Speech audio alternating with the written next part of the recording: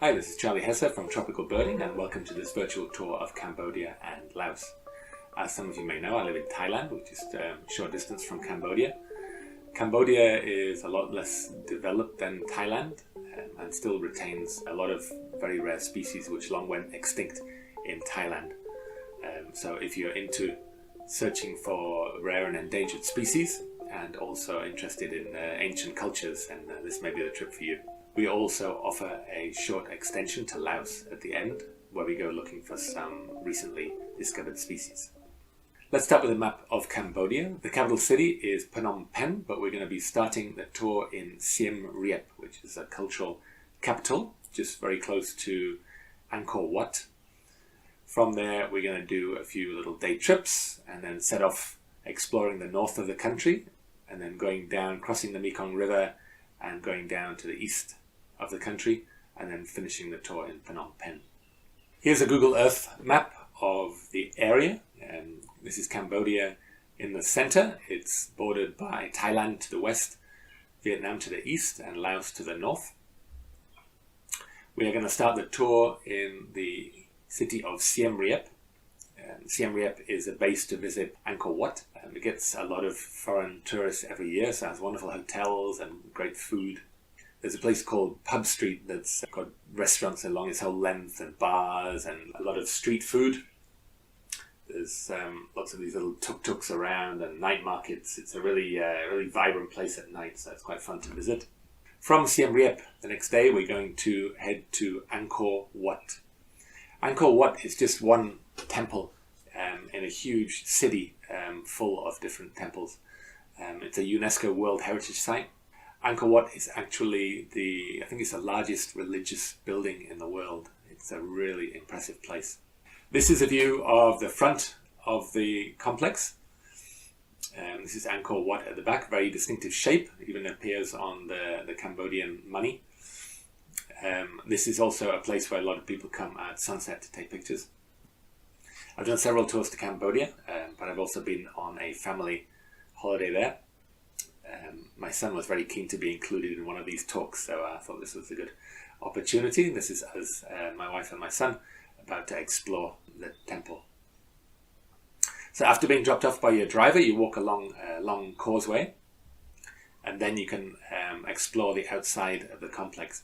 These very long walls are just covered in really intricate carvings that depict all sorts of interesting things from the past, wars and fighting and all sorts of things. I'm obviously most interested in wildlife, so I love to sort of look for animals on these depictions. This is a Siamese crocodile, which are no longer present in this area. It's a very rare species now in Asia. There's also quite a few birds. Here you can see one eating a fish. This may be a cormorant or a darter. On the bottom of the picture, you can also see some monkeys. The monkeys are still very common around the temple buildings. There are depictions of birds that are no longer in the area, like these Sarus cranes. We will be traveling a little bit further afield to look for these later. And this is the Eld's deer. You can tell from the shape of its antlers, which is also no longer in the immediate area, although we will be looking for it a bit further away. This, I think, are probably Asian barred owlets. It's not a bad depiction, really, and we can still see these around the outside of the temple complex. And another owl that we can sometimes see is the brown bubuk, especially around dusk. We saw a picture of the front of the complex. This is actually the back of the complex now. It's much quieter. You don't get many people coming back here. But you see it's surrounded by really nice habitats and really big trees. So it's actually really nice to take a break from the cultural highlights here and then go and do a bit of birding too. This is a view of the inside, a little 360, just to give you an idea of what it looks like.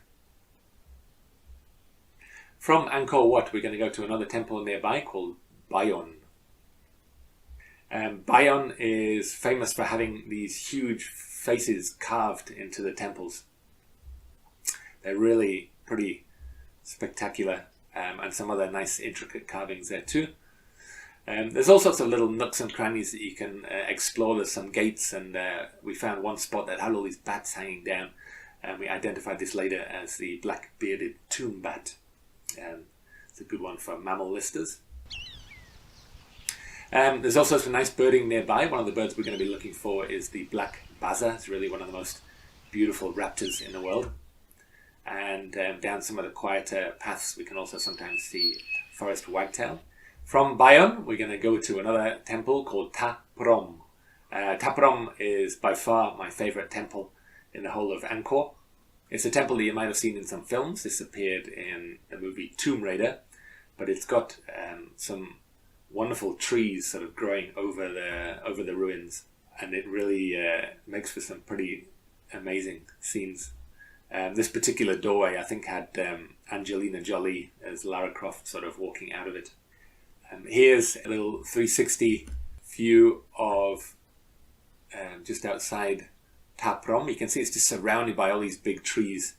It's a wonderful place to look for parakeets.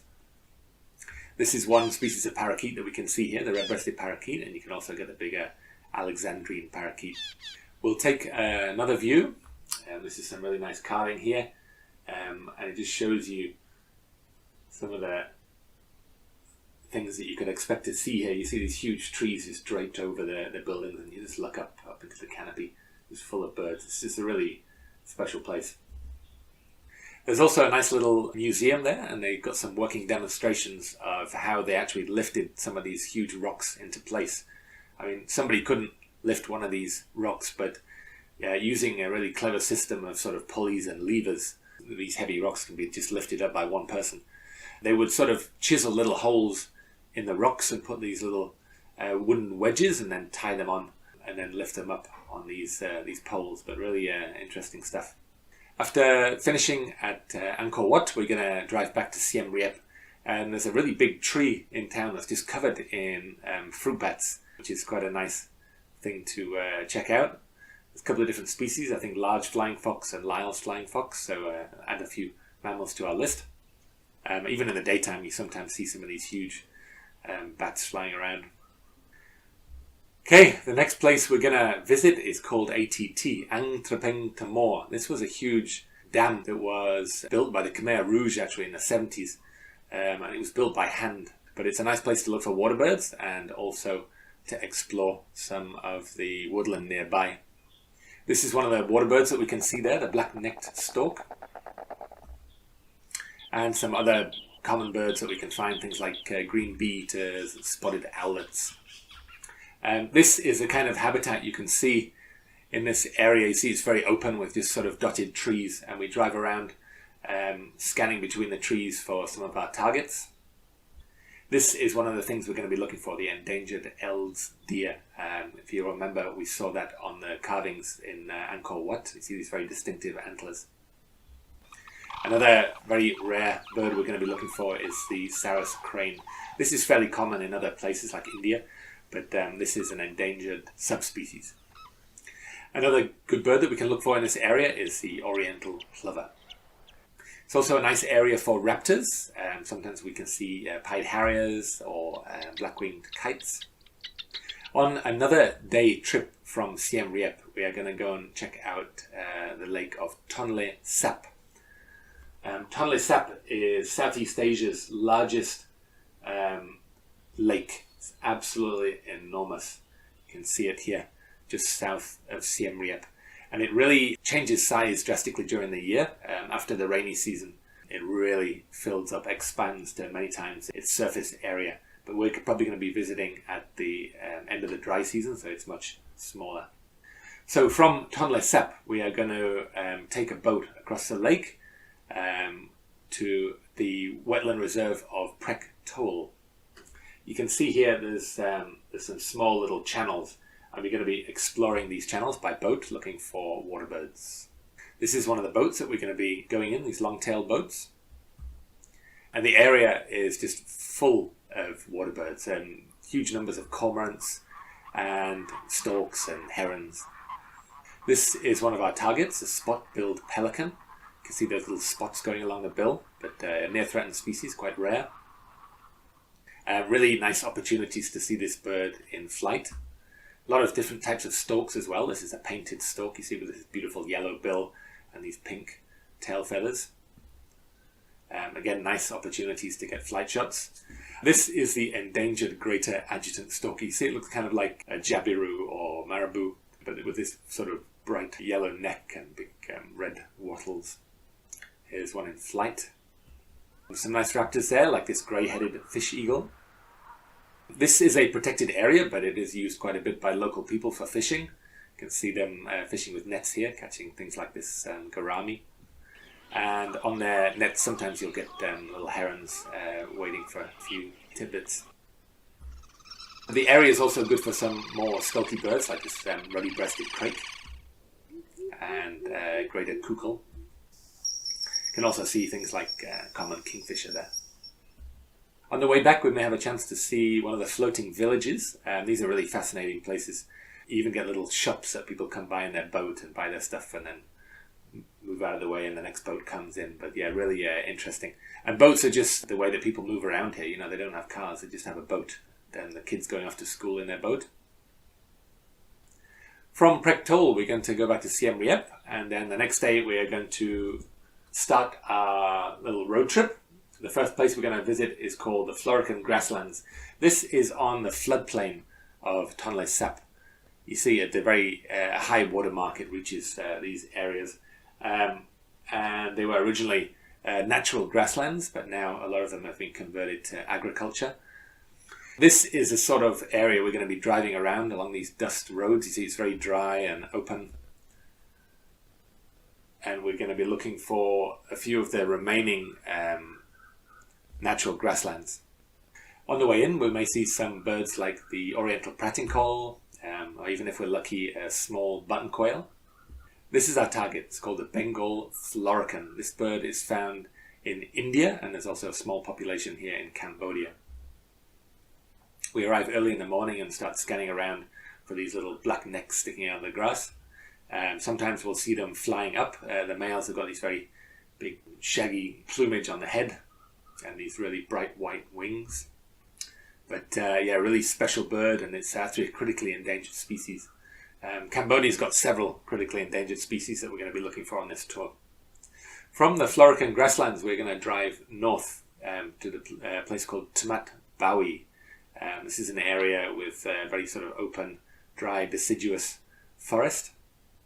Here's a little 360 view of the kind of habitat that we're going to be exploring. On the way, we're going to be stopping at some stakeouts for some birds, like this collared falconet. Here you can see one really going to town on a cicada. Close up, they look really ferocious birds, but you know, they're tiny. You can fit them in the palm of your hand. This is another bird that we're going to be looking for, the White-rumped Falcon. This is one that we saw. It was getting mobbed by a shrike. This is actually the female with this very beautiful kind of rusty back and crown. This is where we're heading to, the Tamat Bawi Community Eco Lodge. This is run by the local community and for the local community. They benefit directly from it. It used to be very basic, but they've improved the accommodation somewhat. It's still fairly rustic. This is a bird that we're going to be looking for. It's the Giant Ibis, another critically endangered species. It is found in the dry deciduous forest, but in places where there's ponds where they forage. Got some video footage here of the Giant Ibis, a really strange looking bird. I mean, it's absolutely enormous. Everybody knows how big an ibis is. This is like twice the size. It's got this very distinctive bare head with all these kind of folds of skin on the back. Yeah, and they use their long bills to sort of probe in the mud here. But yeah, a really amazing bird. There's probably only about 100 pairs of these birds left in the world. So I mean, it's really, you know, one of the world's rarest birds. Some of the other birds found here include the woolly-necked stork, which is quite rare in Asia. And another critically endangered bird, the white-shouldered ibis. Again, just a few hundred individuals of these found. These are pretty well staked out by the local guides, who are excellent, and they know which trees they roost in at night. This area is very good for owls as well. This is a brown wood owl. and the brown fish owl. There's many species of owls here, and we usually see quite a few of them. Another bird that we can see in the area is the Chinese francolin. It's got a really distinctive call. This area is also good for woodpeckers. This is the great slaty woodpecker, the largest woodpecker in the world. And another one we can see is a rufous-bellied woodpecker. There's probably 10 or 12 species of woodpeckers in this area. Another local rarity is this pale-capped pigeon, which come down in the afternoon to drink on some of these ponds. So we sort of wait at certain spots and wait for them to come in. The dry deciduous forests have some little areas of bamboo, and we'll explore some of these for some specialties like this Indo-Chinese blue flycatcher. Okay, from Tamat Bawi, we're going to move a little bit further east to Okoki. You can see this is a little bit more thick forest here. There's no lodge here, so we're going to be camping, but our Grand Agent really does a good job with the camping. We get very nice food and these comfortable safari tents. It's pretty hot during the day and there's no air conditioning, but at dawn and dusk it gets nice and cool and you get some really nice sunsets. Okoki is famous for having some photographic blinds. This is my boss Keith Barnes, who came along on one tour, and there's some really rare birds that we're going to be looking for. While we wait for our targets, some of the commoner birds that we might see include the red jungle fowl. Here's a non-breeding plumage Chinese pond heron, which is nice to watch. And we probably also see some white-breasted water hens.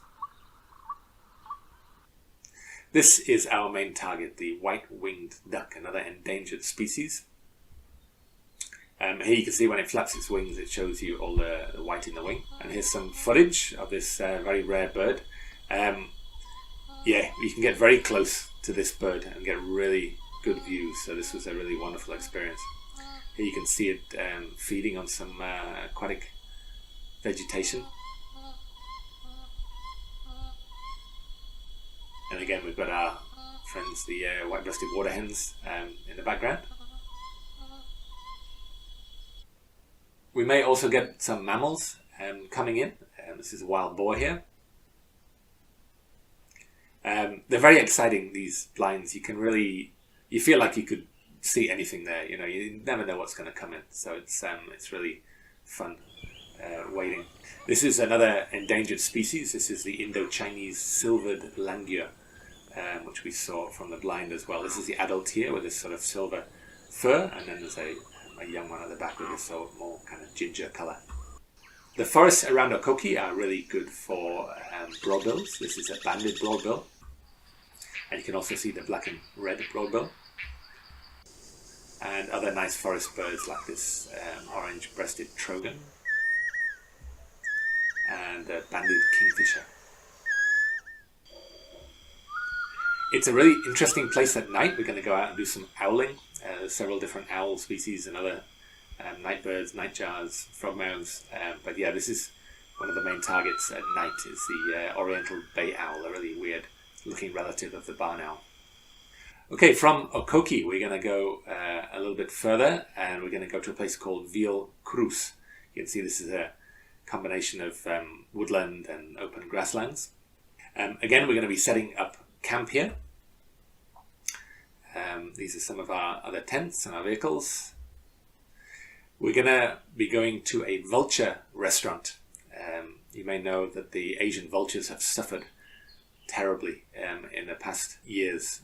There's a veterinary drug called diclofenac, which is given to domestic animals, and this affects the livers of the vultures. So the Asian vultures have gone down by more than 99%, and there's very, very few left.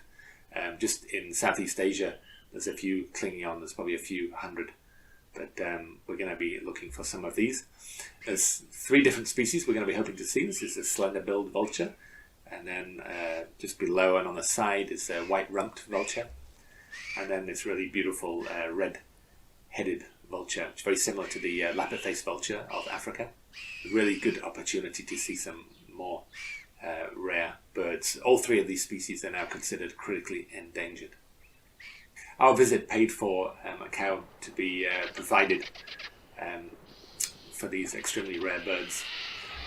You often see things like this on safari in Africa, but these are not everyday scenes from Southeast Asia. I mean, it's really pretty amazing. Here's a golden jackal that's come in and is chasing away all these vultures. There's a real hierarchy at these sites. Really impressive stuff. You can see the white rumps of the vultures as they fly up.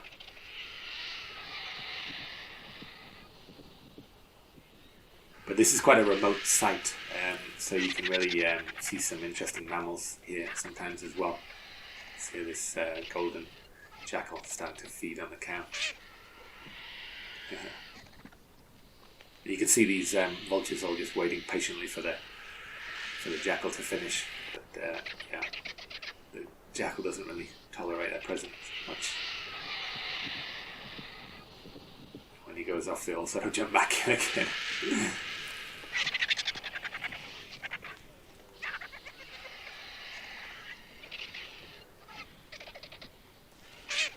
Here's a bit more of a close-up. You can see this really interesting looking red-headed vulture there. It's a much bigger bird with a stronger bill that can rip open carcasses. Also in this area we may see some birds like the Burmese shrike. And again, we'll be going out at night looking for some owls. This is a fairly common bird around here called the Oriental Scops owl. Okay, from Veal Krous we've got a long drive now, and we're going to be going down to the Mekong River at a place called Kampi, where we're going to do a little boat ride. This is what it looks like on the ground. We're going to be in one of these boats and exploring some of these little river islands. This is what the river looks like here. And our boat, and we're scanning for the Irrawaddy River dolphin. This is another critically endangered species, quite a small cetacean. They don't jump all the way out like some dolphins, but you'll just see them sort of see their sort of dorsal fin coming out of the water. Sometimes you get their head coming out, sort of pinkish grey colour, but a really rare animal. And we're also going to be looking for a very rare and recently discovered bird called the Mekong Wagtail. Nearby, we're going to be looking for some Asian golden weavers as well, which is also a near-threatened species. Okay, from Kampi, we've got another drive. We're going to be heading to the east of Cambodia. And you can see there's some sort of low hills here. Here we start getting some birds which are better known in Vietnam, but some really interesting stuff. We started at a place called Duck Dam. It's at about 3,000 feet elevation. Here we can see things like mountain hawk eagle and crested serpent eagle, and there's some nice forest birds like red-headed trogon. This is a locally common bird called the Indo-Chinese barbet, which was split from the black-browed barbet. It's also a nice place for silver-breasted broadbill. Often see pin-tailed green pigeons there. Other birds like Asian fairy bluebird, and some beautiful sunbirds like the crimson sunbird. In this area we're also going to be exploring a lower elevation site called Sema. This is a protected area, still quite a bit of forest here. One morning we are going to be going early to a stakeout for another endangered species called the green peafowl. They know where this bird sleeps, so we go there at dawn and wait for it to become active and then try and spot it in a tree. Around here we also sometimes see some other endangered primates like this buff-cheeked gibbon, and also another endangered primate called the black-shanked duke. We may be lucky enough to see one of these slender-tailed tree shrews. The main bird target in this lower area is the Germain's peacock pheasant. Another species we're going to be looking for is a red-vented barbet, which is quite common around here. And some other woodpeckers like this black and buff woodpecker.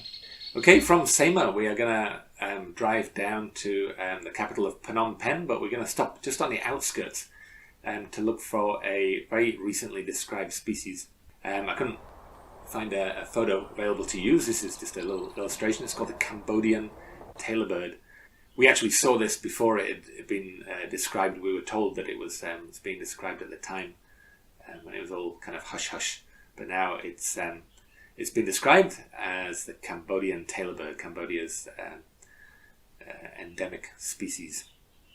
Okay, so that is the end of the main tour. From here, we're going to fly up to the neighbouring country of Laos and its capital Vientiane, which is also on the Mekong River, but much higher up. Laos was a French colony, and it's got lots of sort of French colonial architecture. It's a very quaint place. It's almost like stepping back in time. It feels like Thailand might have been sort of 50 years ago, but it's a really wonderful place to visit. We're going to do a little bit of birding upstream on the Mekong, not too far away. You see the river here sort of splits into lots of river islands. This is a little view from the Thai side, but you sort of get the idea of the habitat here. You can see all these little river islands over on the other side. And you see all this long grass growing here. This is where our target likes to hang out.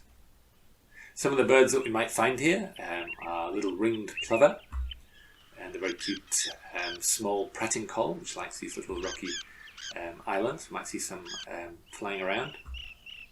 Other common birds we might see are chestnut-headed bee-eater. But yeah, this is our main target. It's called the Jordan's bush-chat. It likes this sort of long grass along rivers, but it's a very uncommon, strangely uncommon bird, you know, because when you look at the habitat, it doesn't look to be much special about it. But yeah, hopefully we'll see that. Okay, from there we're going to be going east to an area of limestone called Ban Nahin. There is a road that crosses over the Annamite mountains, and we'll be able to access some of these little rocky outcrops. This is a little view from a viewpoint up there. You can see these really little jagged limestone peaks there. Really interesting geologically. So in recent years there's been some very exciting discoveries here. I think in sort of about 2009 some birdwatchers came here and they spotted a bulbul that looked very strange. It had a kind of bare face. It looked like almost it was kind of sick. There was some people that had actually seen it a few years earlier and they thought it looked a little strange, but they didn't do anything. I think their friends made fun of them, saying, you know, oh yeah, maybe it's a new species, and it actually was. And it's this thing. It's called a bare-faced bulbul. It was described just in 2009, and it likes to perch up on these little limestone rocky pinnacles here, and they feed in the little fruiting trees nearby.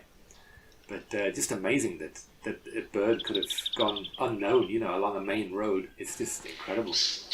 Another big ornithological rediscovery this time was the sooty babbler, which this was discovered in about 1920, and then it wasn't seen again until 1994, 74 years later. And now it's fairly well staked out along this road. Very strange looking bird, looks almost like he's wearing goggles. This bird is also found in neighbouring Vietnam. And our third bird that we're going to be searching for is the limestone leaf warbler, also described in around 2010. Okay, from Ban Nahin we're going to head back to the capital of Vientiane, where we're going to finish the tour. You may decide to hang around in Vientiane for a couple of days. There's lots of interesting cultural sites to see. This is Vientiane's oldest temple, called Wat Si Saket. This is the Pa Tat Luang Stupa, which is the symbol of Laos. Another nice thing to do is just sit on the banks of the Mekong and drink a coffee and watch the world go by. It's a very relaxing place. Yeah, be a nice way to wind down at the end of the tour. Okay, that's the end. I hope you've enjoyed this tour. It's one of my favourites. And please check out my other virtual tours online, and also from the other guides. There's some really interesting places there. Okay, thanks for joining me, and see you next time.